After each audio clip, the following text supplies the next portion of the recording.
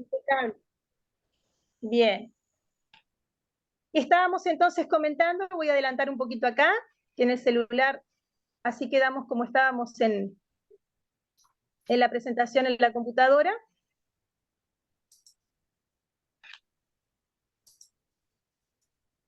Estábamos entonces conversando, ¿verdad?, acerca de la importancia que para estos autores, ¿verdad?, tenía la consideración, entonces, de todo lo que tiene que ver con las relaciones interpersonales y el análisis de los componentes subjetivos de estas relaciones, entonces, interpersonales.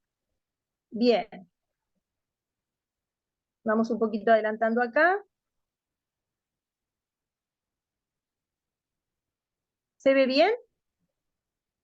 Sí.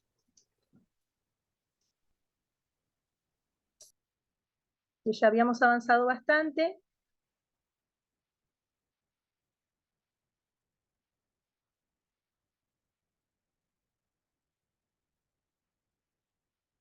Esto es resiliencia pura. Bien. Entonces, estamos trabajando acerca de lo que es ese componente de inteligencia emocional que recién mencionábamos, acerca de lo que es entonces el autoconocimiento como algo importante, y también lo que tiene que ver, ¿verdad?, con el conocimiento del otro, en lo que involucra la inteligencia, entonces, interpersonal. Pero claro, con todo este conocimiento interno que tenemos acerca de lo que mencionábamos, bueno, todos esos componentes tangibles, intangibles, nuestras creencias, nuestros valores, nuestros propios prejuicios, también tenemos algo que desde el punto de vista de las neurociencias se denomina como el clima emocional interno que poseen las personas. Ese clima emocional que tiene dos aspectos muy importantes, que podemos verlos, ¿verdad?, con connotaciones subjetiva y objetiva, desde el punto de vista del propio individuo que se predispone a interactuar con otro y de cómo observa a los otros y a sí mismo. En el componente, por ejemplo, subjetivo, tiene que ver preponderantemente con la forma en cómo yo puedo estar percibiendo a las demás personas, tanto desde el punto de vista o a partir de lo que ellas me expresan y de diversas maneras, a través de la oralidad, a través de otros medios de comunicación o canales más bien de comunicación, a través del lenguaje corporal, como mencionábamos hoy, y a través también, fundamentalmente, ¿verdad?, de todo lo que tiene que ver con, inclusive, ¿verdad?, hasta los silencios. Y luego tenemos todo el componente que tiene que ver con preponderantemente el objetivo, acerca de cómo también nosotros, desde nuestro propio lenguaje corporal y de manera totalmente objetiva, muchas veces manifestamos a través de lo que es lo gestual diferentes formas de pensar, apreciaciones o emociones que estemos teniendo en ese momento. De esta manera es que nosotros vamos a ver que con el correr del tiempo, toda esta implicancia de relacionarnos con los demás y de ir construyendo en ese relacionamiento con los demás nuestra propia personalidad, hace que en muchas ocasiones el individuo, como se analiza, ¿verdad?, desde todo lo que tiene que ver con la psicología y las neurociencias, vayamos viendo muchas veces esa impronta de no mostrarnos demasiado auténticamente ante los demás. Muchas veces, ¿verdad?, a partir de lo que pueden ser miedos que tenga la persona por experiencias vividas, por situaciones acaecidas, por la impronta o la incertidumbre acerca de lo que puede pasar, es decir, esos miedos que pueden surgir a raíz del pasado por experiencias vividas o a raíz de la impronta de la incertidumbre del futuro, hace que el individuo entonces se recubra como de esa coraza que muchas veces, ¿verdad?, no lo deja o no le permite la naturalidad de mostrarse auténticamente ante los demás, inclusive teniendo en cuenta también, como decía Erving Goffman, que cada uno de los ámbitos en donde nosotros nos vamos a estar relacionando son como pequeños escenarios en donde nosotros vamos a estar interpretando guiones. Y al final de esa interpretación, como decía el autor, lo que vamos a estar buscando de alguna manera es el aplauso de ese público y la aprobación. Por lo tanto, esto muchas veces, ¿qué es lo que puede suceder? Al individuo, en esas interacciones humanas, cuando no son exitosas, puede de alguna manera asumirlo en una suerte, ¿verdad?, de frustración o de la sensación del logro no alcanzado, a raíz de lo que puede ser entonces esa sensación de no sentir la libertad de definirnos verdaderamente en cómo querríamos ser. Y entonces nos planteamos muchas veces, el autor dice, cómo en realidad, qué tan libre nosotros nos podemos considerar, qué tan libres somos viviendo en sociedad y en ese mundo de interacciones, qué tanto podemos ser auténticos. Y de alguna manera, entonces el autor nos dice algo así que resulta bastante duro, bastante fuerte, terminamos siendo en esa construcción del self solamente la suma de las máscaras que la sociedad exige que tengamos para que seamos aprobados. De esta forma, desde el ámbito de las neurociencias se dice que muchas veces cuando las personas no logran tener la suficiente naturalidad o el suficiente logro en sus relaciones interpersonales, es a raíz de lo que es una gestión desadaptativa del clima emocional. Esto que supone una falta de control o de autocontrol de las propias emociones, la falta, por ejemplo, de comunicación asertiva hacia el otro, y entonces con toda esa carga emocional, muchas veces, ¿verdad?, esa tensión emocional lo que hacemos es ponerlo o de manifiesto en la impronta del relacionamiento con el otro. Por ejemplo, en el ámbito educativo, muchas veces, o en el ámbito laboral, cualquiera sea, bueno, ¿cuántas veces de repente si tenemos nosotros que hacer un planteo ante otra persona, como puede ser, por ejemplo, en un lugar de trabajo, una persona que considere que merece un aumento de sueldo o que merece una aprobación, una promoción, digamos, por el desempeño bien cumplido, por el cumplimiento adecuado, ¿verdad?, y exitoso de su trabajo, o cuando hemos tenido que dar un examen, o cuando, por ejemplo, hemos tenido que hacer un planteo determinado, bueno, ¿cuánto de éxito podemos tener si de repente, en lugar de tener una gestión desadaptativa de nuestro clima emocional interno, logramos lo que es la asertividad comunicativa? La asertividad comunicativa como una habilidad comunicativa que el individuo puede cultivar, implica necesariamente lo importante que es al momento de plantear nuestros objetivos o de plantear nuestros legítimos derechos ante otra u otras personas, cómo hacerlo de una manera tal que en ese planteo yo no perjudique o dañe el clima emocional de la otra persona, pero a su vez no minimice la fortaleza de mis propios requerimientos. Bueno, cuando esa gestión desadaptativa de lo que son las emociones se genera, indudablemente en el individuo se dan una suerte de tensiones y una suerte, ¿verdad?, de conflicto interno que imaginemos va a impactar en la naturaleza de las relaciones que vamos a tener. Y además de todo lo que es esta gestión desadaptativa de las emociones, traemos todo aquello que ha sido intangible o tangible dentro de lo que es la comunicación humana, como son las creencias, los hábitos, las emociones, los juicios, las actitudes, los prejuicios, lo que dicen o no dicen los demás sobre nuestra persona. Entonces, esto, ¿qué es lo que produce? Que muchas veces en el acto de comunicación se den estas situaciones de bloqueo, en donde de repente las personas, ¿verdad?, en lugar de tener o desarrollar esa asertividad comunicativa, en lugar de tener empatía con los demás, no se logre de alguna manera una comunicación exitosa. Pero sumado a todo lo que es ese clima emocional que estaría de alguna manera formando parte de nuestra naturaleza intrínseca, con todo aquello que muchas veces no se ve y que tenemos de alguna manera en nuestro interior y que nosotros vivenciamos y que a veces puede ser de alguna manera inclusive hasta inconsciente para nosotros, está también el clima social.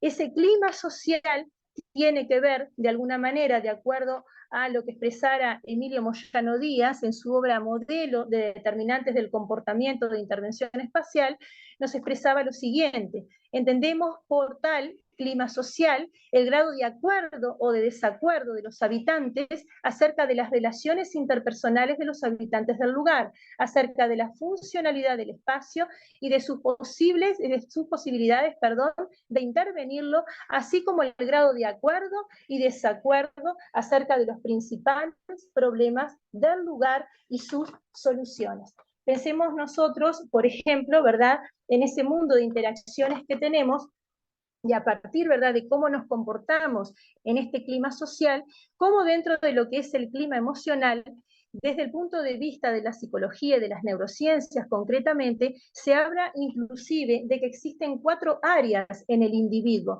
lo que se denomina el área pública, que es todo lo que nosotros sabemos de nosotros y los demás saben y evidencian a través del relacionamiento que tienen con nosotros. Tenemos también todo lo que tiene que ver con el área ciega, que es aquello ante lo cual nosotros no tenemos conocimiento, pero los demás ven de nosotros. ¿Cuántas veces de repente, si nos ponemos a pensar, hemos entrado en una instancia de conversación con otra persona y esa persona de repente nos hace ver, sí, porque tú manifestaste algo de tal o cual manera, o tú te expresaste de tal o cual otra, y de repente nosotros no habíamos entrado en conciencia, y a veces a través, ¿verdad?, de lo que los otros perciben de nosotros, podemos llegar de alguna manera a conocer algo de nuestro interior de lo cual no teníamos plena conciencia, ¿sí? Esa es la zona ciega, lo que los demás ven de nosotros y nosotros no vemos.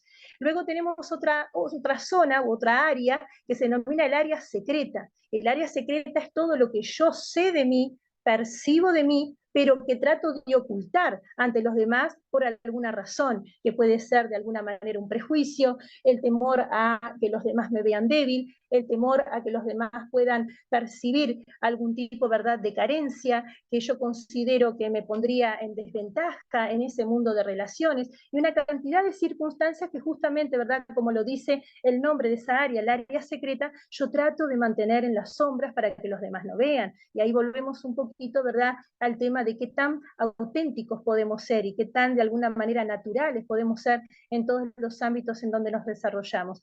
Y luego tenemos otra área que tiene que ver de alguna manera, ¿verdad?, con esa área también que es de alguna forma íntima, o el área subconsciente, que es muy importante también porque es el área en donde existen aspectos de mi interioridad que yo no conozco y que los demás tampoco conocen. Entonces, en el ámbito de las relaciones interpersonales, cuando hablamos desde el coaching, por ejemplo, que es de alguna manera una gran cantidad de estrategias a través de las cuales un coach puede ayudar con diferentes herramientas, desde el lenguaje a neuromodular nuestro cerebro para promover en nosotros los mejores pensamientos y encarar nuestros objetivos de vida de una manera mucho más segura, y también, por ejemplo, desde la PNL, la programación neurolingüística, que implica una gran cantidad de herramientas para nosotros poder, a partir de lo que es el conocimiento de nuestro funcionamiento cerebral, poder modularlo y gestionar las emociones. Bueno, cómo de alguna forma la consigna en el éxito, para lograr el éxito en esas relaciones interpersonales, estaría en tratar de aumentar lo mayor posible el área pública, para que de alguna manera, ¿verdad?, cada vez sea más el bagaje de lo que yo conozco de mí, y también de alguna manera en esa autenticidad pueda mostrar todo lo que poseo en mi interioridad, y de alguna forma los demás también conozcan esa autenticidad y se puedan lograr a veces objetivos que no quedan solamente en el ámbito de lo personal, sino que muchas veces trasuntan el ámbito de lo colectivo. Por ejemplo, cuando estamos en esas instancias de coordinación o estamos en esas instancias de trabajo interdisciplinario entre colegas, qué bueno que es muchas veces, ¿verdad?, fomentando esta área pública, mostrar entre colegas, o por ejemplo en estos momentos se me ocurre cuando estamos con nuestros estudiantes, qué bueno mostrar en esa área pública, ¿verdad?, de nuestro clima emocional, bueno, todo lo que yo tengo de fortaleza y de conocimiento, pero también, por ejemplo, cuando tenemos la impronta de esos estudiantes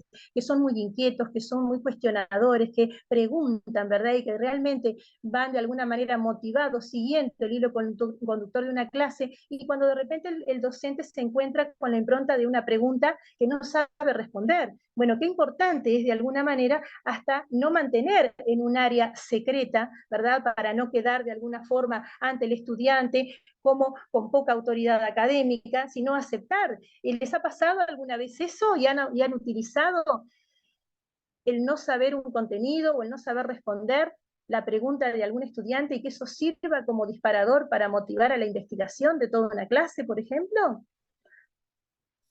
Y sí, te pasa.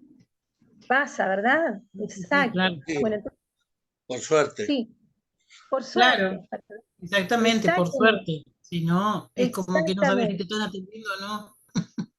Porque si exacto, no, si no exacto. estamos alimentando también esa imagen Sí, de el docente como una biblioteca andante, exacto. que era la idea que nos daban Ah, nuestras maestras en otras épocas, que si no lo sabía Ujú, la maestra no lo sabía nadie, y que exacto. todavía claro. existe en nuestra sociedad, por lo menos, esa idea Sí, y esa frase matadora en cualquier ujú, reunión: ¿cómo no lo vas a saber si sos maestro? Por ejemplo. exactamente, exacto. Exacto.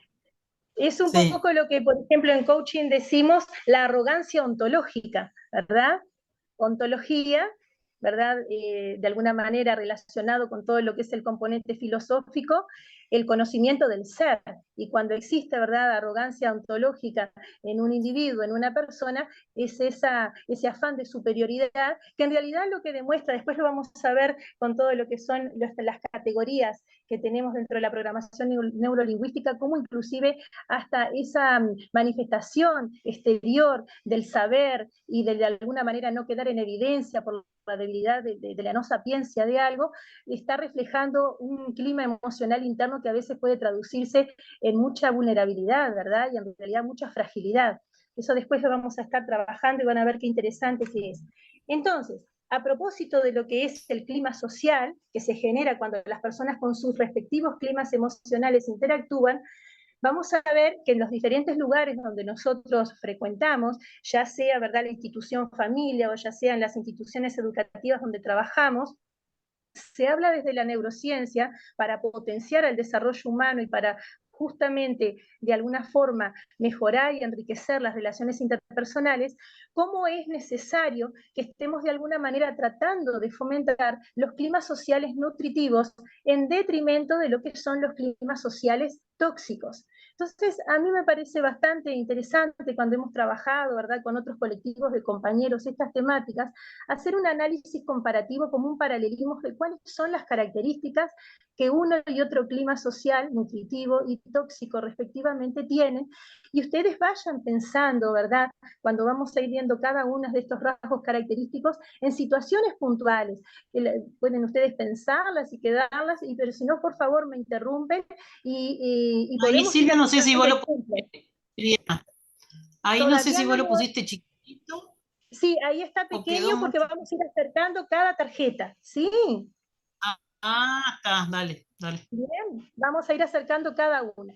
Entonces, vamos hacia el clima social, entonces nutritivo. Por ejemplo, una de las características que tienen los climas sociales nutritivos es el reconocimiento de los logros y de los avances que tienen las personas, cualquiera sea su posición, su rol o su estatus, que es lo que decimos, ¿verdad?, en sociología, el rol es el papel que la sociedad espera que yo realice de acuerdo al estatus o posición social que tenga, y entonces esos logros que yo voy teniendo, que voy de alguna manera adjudicando, ¿verdad?, en mi trayectoria, son reconocidos. Eso genera que evidentemente nosotros nos sintamos en un lugar en donde lo que yo voy alcanzando como logro sea debidamente valorado, y eso fomenta relaciones interpersonales que son enriquecedoras para toda una institución, pero también para cada uno de los actores. Ahora, ¿qué pasa, por ejemplo, cuando estamos en un ámbito de trabajo, sea el nuestro o sea cualquier otro ámbito de trabajo, en donde el clima social está cargado de toxicidad? Se da en detrimento de lo que recién conversábamos, o en contrapartida de lo que recién conversábamos, la ausencia de reconocimiento o, e inclusive, y descalificación total. Por ejemplo, ¿sí? ¿Han estado en alguna situación en la que ustedes, por ejemplo, frenen relacionarse con alguien porque se sientan descalificados o no reconocidos en su valor?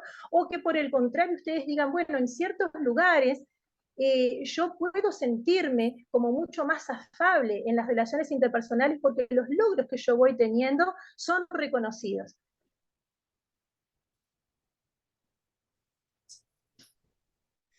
A ver, en nuestra labor, Sí. en general, si esperamos siempre el reconocimiento, vamos muertos, ¿no? Uno en general encuentra mucho más el reconocimiento en los propios alumnos, en los niños, ¿no? Que muchas veces que muchas veces en los colegas o en los directivos, digamos, por decirlo de alguna manera en general. Pero el tema es, a ver, descalificación no me ha pasado, no una descalificación explícita, porque no se han Pero atrevido, simplista, quizás. pero sí la descalificación implícita, que es como ningunear el trabajo o directamente no tomarlo en cuenta. que no es falta de reconocimiento, sino es poner a un costado lo que acabas de decir y dejarlo pasar cuando vos en realidad lo haces como, es algo que para vos es muy importante, ¿no? Y que Claro. puede Pero ser el que otro sea un no lo aporte, percibe ¿verdad? así. Exacto. Y que para ti la impronta de iniciar una actividad determinada era el objetivo final de realizar un aporte, ¿verdad? Para el ámbito en donde estás. Y si lo Claro, pensamos porque además desde el punto de esta vista... tarea, Sí, perdón, esta tarea de la docencia, si uno la sí. hace en solitario, Ajá, queda ahí. Digo, cuando uno comparte y uno, más allá del reconocimiento o no, si uno comparte lo que hace, también está dispuesto y disponible a que otro aporte a lo que uno compartió. exacto, Entonces, si no hay exactamente. reconocimiento del otro lado y ni siquiera hay reconocimiento de la persona que dirige la cosa, digamos, es más complicado. Exacto. Bueno, y pensemos entonces, Luis, tú que mencionás lo que puede ser, ¿verdad?, la incidencia de un clima social nutritivo o en su defecto de un clima social tóxico, si nosotros como adultos nos sentimos o de alguna manera experimentamos una emoción de ese tipo que puede generar en nosotros desmotivación de alguna manera o puede generar en nosotros como una desilusión, pensemos, por ejemplo, en un salón de clase con nuestros estudiantes, ¿verdad? Cuando tenemos estudiantes que tienen de alguna manera una forma diferente de posicionarse desde sus propios procesos de enseñanza y aprendizaje, en donde a veces en algunos aspectos, por ejemplo, hasta ha llevado que en algunos países hasta se cuestione los tipos de evaluación y hasta la forma de calificar, por ejemplo, el trabajo de los estudiantes, ¿verdad? O cuánto puede pesar la calificación de un estudiante y cuánto puede significar que un aspecto numérico esté calificando a un estudiante de una manera cuando de repente, supongamos, en el ámbito en donde yo me desarrollo, ¿verdad? Que es secundaria, en donde la escala de calificaciones es del 1 al 12, a veces es importante decirle al estudiante, bueno, hay un estudiante que obtuvo una calificación de 10, hay un estudiante que obtuvo una calificación de 6 o de 8. Es evidentemente en ese grado de calificación una calificación menor, pero quizás para ese estudiante ese 8 logrado es su 12.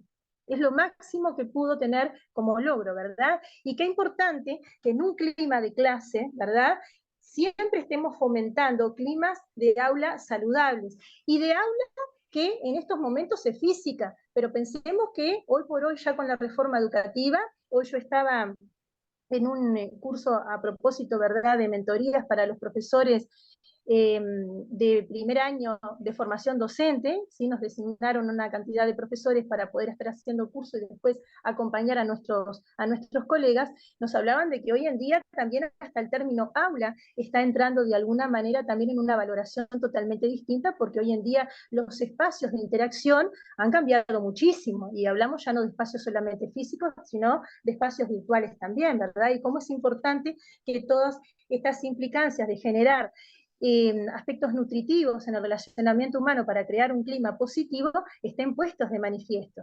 Por ejemplo, Silvia, otra característica, sí, Luis.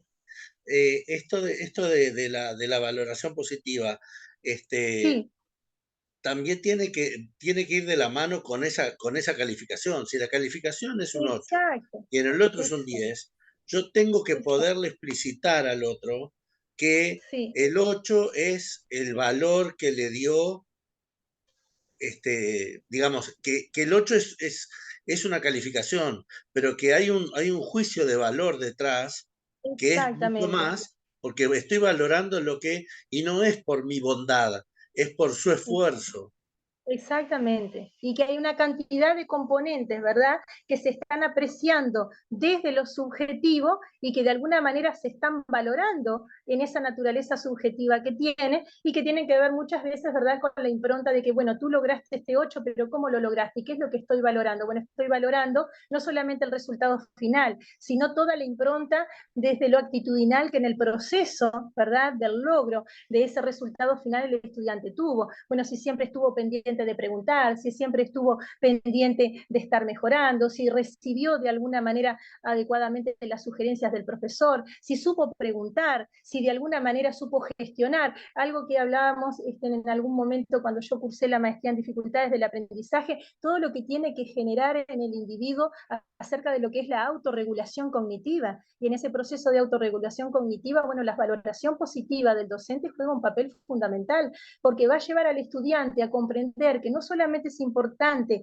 la adquisición de un elemento cognitivo, de un concepto determinado, sino también todos los valores y las actitudes que en el acto de aprender se van generando, y ahí está la metacognición, ¿verdad? Aprender y saber de alguna manera realizar esos procesos de introspección de cuál es la mejor forma en cómo yo aprendo, ¿sí? De todos los estilos de aprendizaje que en una clase podemos tener.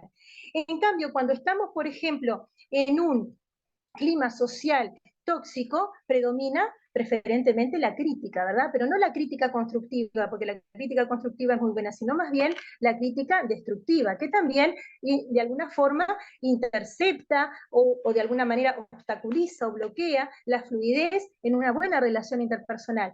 ¿Qué pasa con los errores? En los climas sociales nutritivos, la tolerancia a los errores está puesta de manifiesto, y es más, los errores hasta son vistos como una oportunidad, ¿sí? De crecimiento, de aprendizaje. Cuando estamos, por ejemplo, en un clima social tóxico, parece ser que los actores en este tipo de relaciones interpersonales hacen foco de atención preferentemente en el error, pero no para reivindicar desde el error la oportunidad de crecer y de aprender, sino más bien de alguna manera la forma de descalificar o de poner en evidencia a aquel que tiene un error o que no ha logrado, ¿verdad?, un determinado objetivo que se precia de ser de tal o cual calidad y entonces no se ha alcanzado. Eso es lo que de alguna manera también viene de la mano de que en los climas sociales nutritivos, cuando las relaciones interpersonales son verdaderamente saludables, se genera entre los individuos la sensación de ser alguien valioso, y no importa en el lugar en el que estés. Por ejemplo, yo recuerdo en algún momento haber estado en algún salón de clase con mis estudiantes más chiquitos, les digo yo, de ciclo básico de 15 años, y de repente haber terminado alguna actividad, de hacer carteleras para que ellos se expongan, para que puedan compartir con una clase con sus compañeros, se había recortado papeles, y de repente algún estudiante, porque todos vienen, ¿verdad?, con un proceso de socialización diferente, con valores distintos desde sus hogares, ¿verdad?, con enseñanzas diferentes, habían estudiantes que de repente levantaban los papeles junto conmigo, íbamos a buscar una escoba, una pala, barríamos el salón, y habían estudiantes que una vez me llamó mucho la atención y que eso dio después para conversar en mi asignatura en formación ciudadana, que trabajamos mucho, ¿verdad?, sobre normas, sobre valores, y un estudiante recuerdo que me dijo, dice, profesora, dice, a mí no me envían a la escuela, al liceo para que esté limpiando. Quien tiene que limpiar, o de repente dejamos todo tirado, si total hay quien lo tiene que limpiar, que venga la funcionaria a limpiar.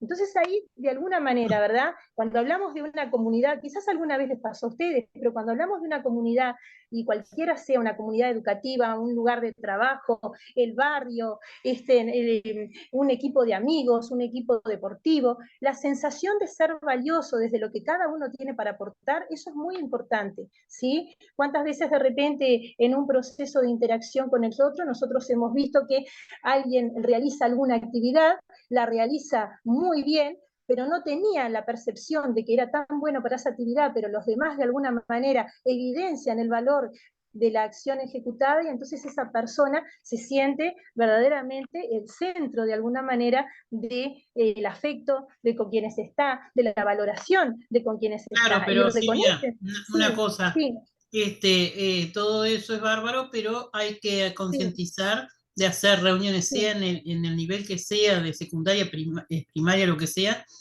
Vos sí. todo eso tenés que como ir armando todo lo que son Ah, reuniones con las familias, porque eso viene de la sí, casa. totalmente, totalmente. Muchas veces hay que, inclusive Eso, si hay no hay padres un que a veces, cambio, no hay un cambio sí, de clic en la cabeza de la familia y que vean de exacto. que portando, manteniendo el orden y limpiando un centro Es una cuestión educativo, de cultura, ¿verdad? De claro. cultura. Exactamente. Inclusive no solamente estudiantes lo han dicho, ¿verdad? A veces los padres también dicen, bueno, Pero mis por hijos eso no te vienen a digo, limpiar. si no A empezás por veces, los padres que cambian la cabeza, van a seguir diciéndoles que está mal y que exactamente, limpien. exactamente. Bueno, entonces, en contrapartida, ¿verdad?, a lo que es esa sensación de sentirme valorado, está lo otro que yo no me acuerdo si era Ivonne o era Luis que lo expresaban, la sensación de que paso desapercibido. Creo que eras tú, Luis, ¿no? De que realizo alguna Sí. actividad que para mí es importante y bueno, no es de alguna manera valorada en su justa medida, y entonces tengo la sensación de ser invisible, ¿verdad? ¿Cómo puedo estar yo en un mundo de relación con el otro y generar conexiones o interacciones saludables si de alguna manera, ¿verdad?, yo paso a ser invisible o desapercibido en un clima social en donde no soy tomado demasiado en cuenta? Bueno, cuando estamos en un clima social, nutritivo, el haber sido tomado en cuenta genera algo muy importante, el sentido de pertenencia, ¿sí?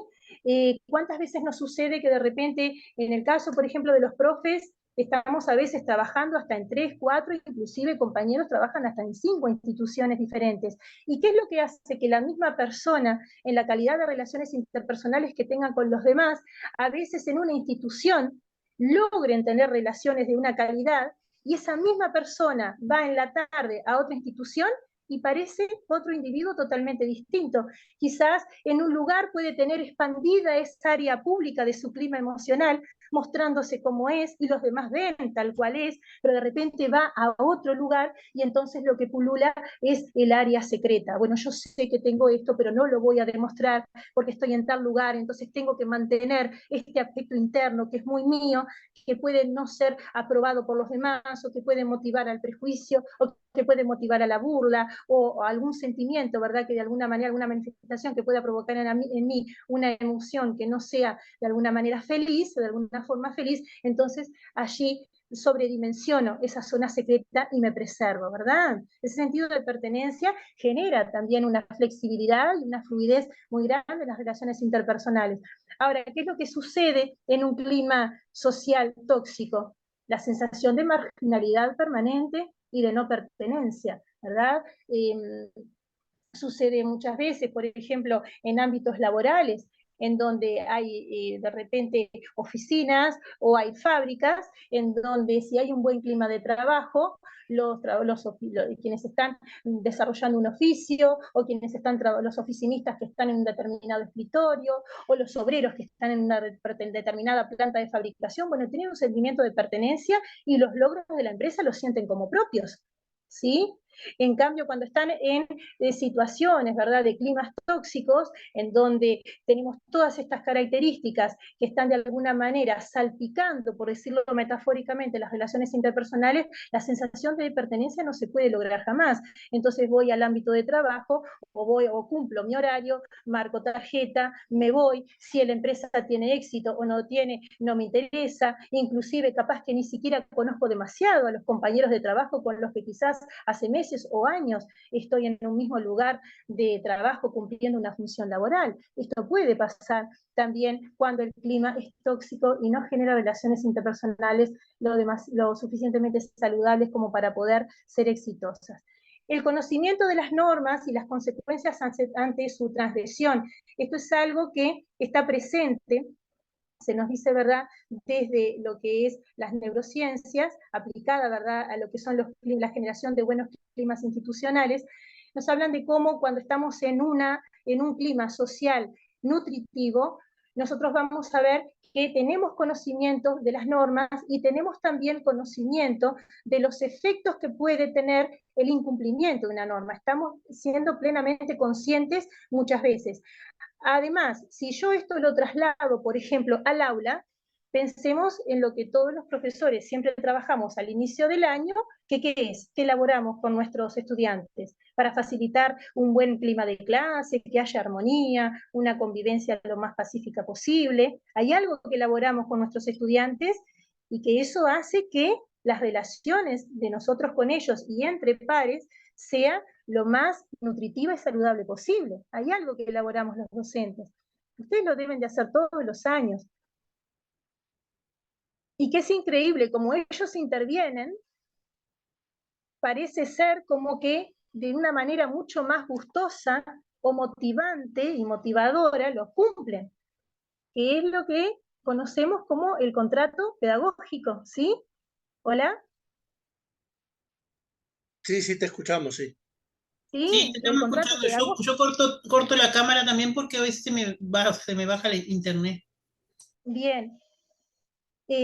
¿Cuántas veces, verdad, dentro de un salón de clase vamos elaborando las normas de convivencia que vamos a tener y bueno, y el conocimiento de esas normas y las consecuencias, que muchas veces son los propios chicos los que ponen las consecuencias, ¿verdad?, ante el incumplimiento de una norma, por ejemplo, no hablar cuando un compañero está hablando, respetar a un compañero cuando está participando, respetar, por supuesto, también a la profesora, cuando realizamos trabajos en equipos, bueno, que todos los participantes del equipo, de los integrantes del equipo, se aboquen al trabajo de la misma manera y con el mismo compromiso y responsabilidad, y una gran cantidad, ¿verdad?, de alguna manera, de normas con consecuencias frente a la transgresión, que si son conocidas por los integrantes que forman parte de ese grupo o de ese colectivo, vamos a ver entonces que el clima se vuelve nutritivo, porque nos consideramos de alguna manera como depositarios de alguna forma de estas normas que van a estar siendo como mecanismos de control, que van a estar garantizando el orden y la estabilidad en las relaciones humanas, pero también no solamente somos depositarios, sino también hacedores, autores de estas normas. ¿Sí?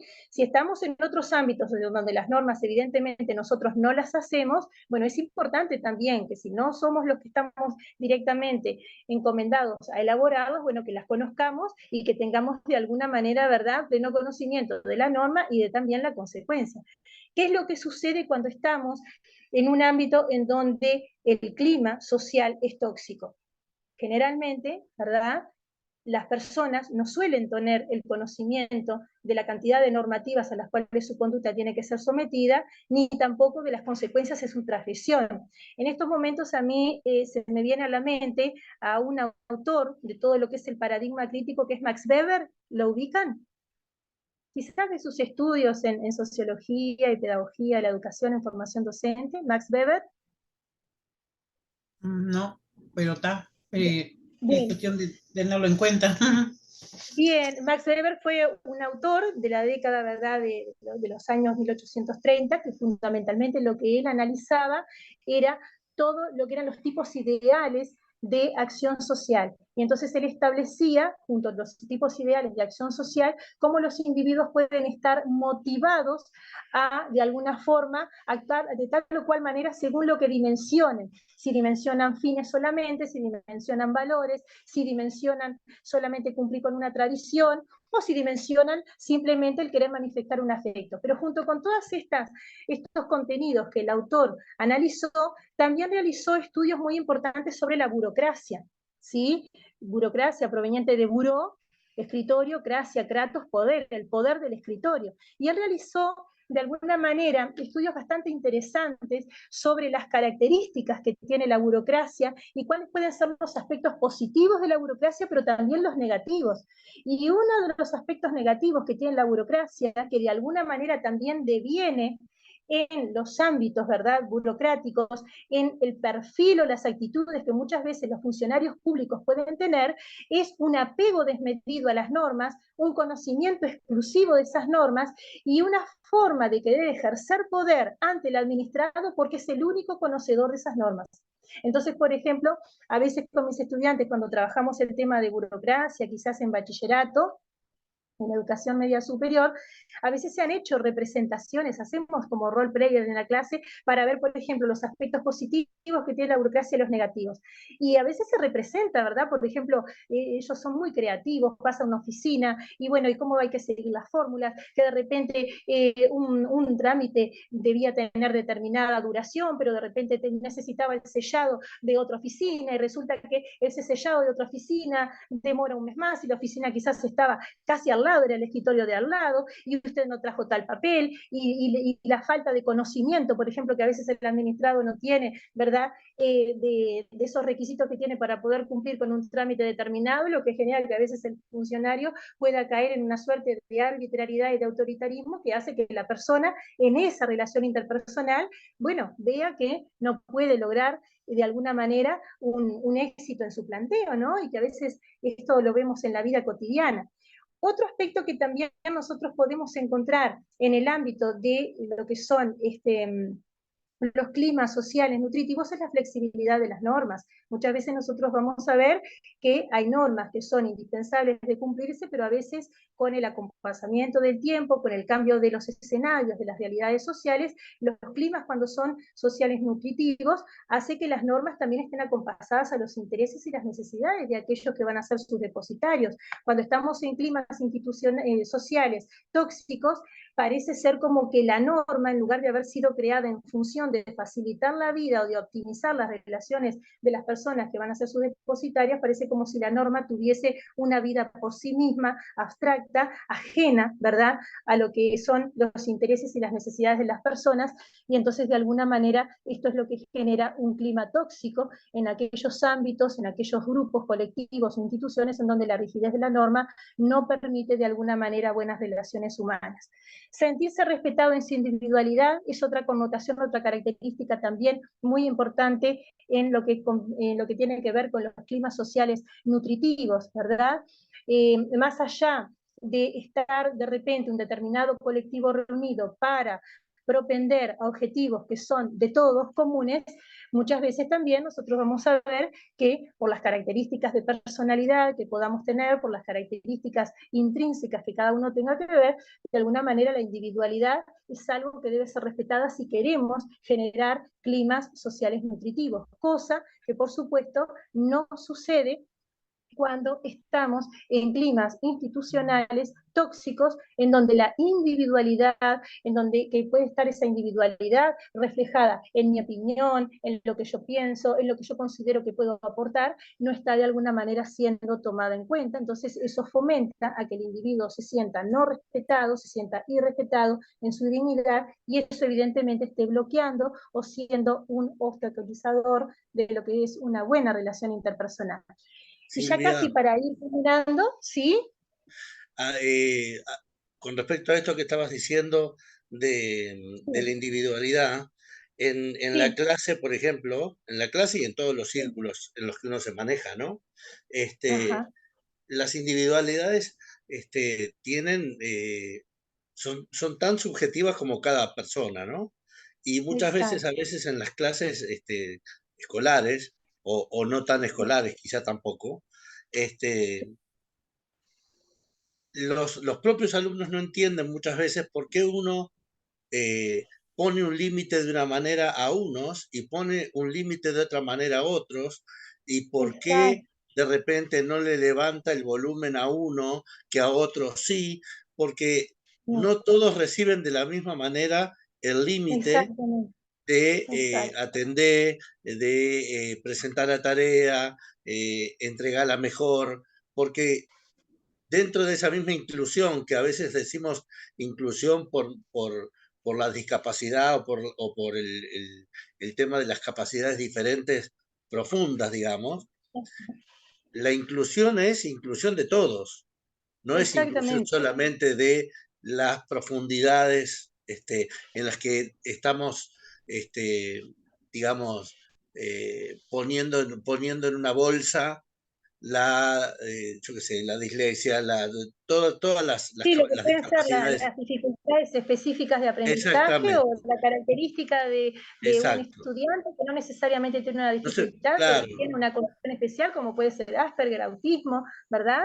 Y que pero se habla, incluso dentro de una clase, sí, aquel niño que de repente tolera mejor exacto, sacarlo de la clase y charlar afuera que llamarle la atención adentro. A otro le llamas la atención adentro y no pasa absolutamente nada, ni reacciona de totalmente, una manera, eh, digamos, exacerbada. Pero entonces, exactamente, uno es el que tiene que tener las individualidades muy bien manejadas y conocidas, totalmente, que no pasa al exacto, comienzo del año cuando no conoces el grupo, por ejemplo, y que no pasa en un círculo de adultos donde recién entras. Incluso totalmente. uno en ámbitos donde uno ya trabaja hace años, uno ya conoce el paño, digamos, con las personas con las que trabaja, y ya sabe qué cosas puede decirle al otro, porque el Sí, código entre esas dos personas ya está determinado. y no Exacto. con una Y la persona que de percepción repente del no otro ya no conoces. es, claro, y porque cada vez más entre esas personas y el clima emocional interno que cada uno tiene hace que el clima social sea mucho más nutritivo, porque hay cada vez más, de alguna manera, áreas públicas puestas de manifiesto y no el área, digamos, secreta, ¿verdad? Ya no es tanto lo que yo oculto al otro. Mi compañero ya me conoce y de repente solamente con mirarme ya sabe lo que estoy pensando, ¿no? O de repente vamos a planificar algo y sabemos un poquito, conocemos al otro y tenemos la impronta también de generar mucho más empatía, ¿verdad? Exactamente, Luis. Sí, exactamente. ¿Algo más, Luis? No, ¿Seguimos? gracias, era solamente eso. Perfecto, muchas gracias. Bueno, ¿qué es lo que pasa con la información? Bueno, cuando nosotros estamos en un clima, por ejemplo, nutritivo, en un clima social nutritivo, vamos a ver que existe una información que está al acceso de todos, que está disponible, y es una información que es relevante y que nos va a predisponer para actuar de tal o cual manera en ese mundo dialógico con el otro. Ahora, ¿qué es lo que sucede cuando estamos en un clima institucional o en un clima social, más bien, tóxico? La transparencia en el sistema de información no existe, ¿sí? Y este aspecto a mí me hace de alguna manera pensar mucho en qué es lo que sucede cuando en esos colectivos la base o el canal de comunicación entre las personas está muy bombardeado por lo que es algo que hoy en día nos toca a todo y que es de alguna manera la incidencia de los medios masivos de comunicación, ¿sí? Y cuál es la calidad de la información de lo que se nos brinda, y cuál es no solamente la calidad, sino la cantidad de información, qué es lo que queda oculto, qué es lo que se muestra verdaderamente. Bueno, cuando hay climas sociales tóxicos, cuanto menos transparencia e información se dé, mejor, porque más factible es la posibilidad de que ciertas personas que detentan la jerarquía o que detentan el poder puedan evidentemente actuar con arbitrariedad, ¿sí? Si nosotros nos ponemos a pensar las características de la educación en la Edad Media, por ejemplo, nosotros vamos a ver que el acceso a la educación no lo tenían todas las personas, eran determinados círculos, ¿verdad? Porque evidentemente la construcción de conocimiento implica para el individuo un poder. Entonces, en ese poder que da el construir el conocimiento a partir de la información, bueno, si estamos en un clima social nutritivo, se va a tratar de divulgar toda la información posible, para que de alguna manera en las relaciones interpersonales el clima social se enriquezca a partir de lo que todos pueden, desde la información recibida, también producir más información diferente o de alguna manera enriquecedora de la que inicialmente se nos dio. Pero si estamos en un clima social tóxico, parece ser que la circulación de información es unidireccional y no del todo acabada, transparente o total. Y ya casi para ir terminando con este aspecto, vamos a ver que los climas sociales nutritivos favorecen al crecimiento personal, a expandirlos, y evidentemente así es, porque nos encontramos en un lugar en donde tenemos sentimiento de pertenencia, en donde somos capaces de sentirnos valorados, en donde somos capaces también de valorar al otro, y en donde somos capaces de intervenir en muchos procesos en donde se nos hace sentir que somos valiosos y que somos coautores de una realidad social. En cambio, cuando estamos en un clima social tóxico, generalmente, ¿verdad?, se interfiere en el crecimiento personal porque de alguna manera, ¿verdad?, hay como una predisposición a que se establezca la predominancia de un determinado status quo o de alguna manera de una cierta cantidad o mecanismos de control ante los cuales el crecimiento personal podría significar entonces una amenaza. Por lo tanto, en un clima social nutritivo se va a favorecer evidentemente a la creatividad, a la originalidad, a la autenticidad de la persona, mientras que en los climas sociales tóxicos las relaciones interpersonales van a estar abocadas más bien hacia otros aspectos, pero no tanto hacia lo que es, ¿verdad?, la divulgación y la creatividad.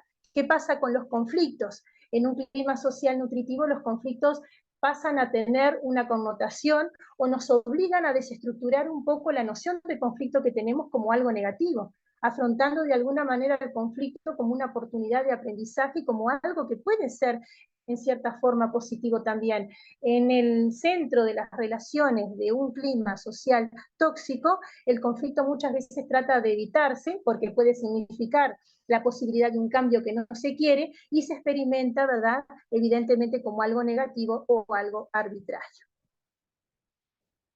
De esta manera, vamos a ver entonces que en todo este mundo del clima social que se genera en ese mundo de interacciones humanas, de alguna manera determinado también por el clima emocional que nosotros vayamos a tener, y también a la inversa, nuestro clima emocional muchas veces puede estar influenciado por el clima social de los diferentes contextos colectivos en donde nosotros nos desarrollamos, cualquiera sean, formales, informales o de la naturaleza que se trate, es tan importante componente de la comunicación. Cuando nosotros hablamos de comunicación estamos hablando, ¿verdad?, de una cualidad humana sumamente importante, que además de ser una cualidad humana que nos identifica como seres humanos, evidentemente, está de alguna manera colindante con una cualidad que es la racionalidad o la capacidad de raciocinio que tenemos, y ahí es cuando surge el aporte que las neurociencias pueden hacer para que desde el conocimiento de nuestro funcionamiento cerebral nosotros tratemos de optimizar esos momentos, esas escenas o esos paisajes de comunicación que vamos creando con el otro o con los otros. A nivel de lo que es nuestro cerebro, nosotros hablamos, ¿verdad?, o vemos que existe una tríada. No sé si en algún momento ustedes han escuchado sobre lo que es esa tríada cerebro-córtex, cerebro límbico y cerebro reptiliano.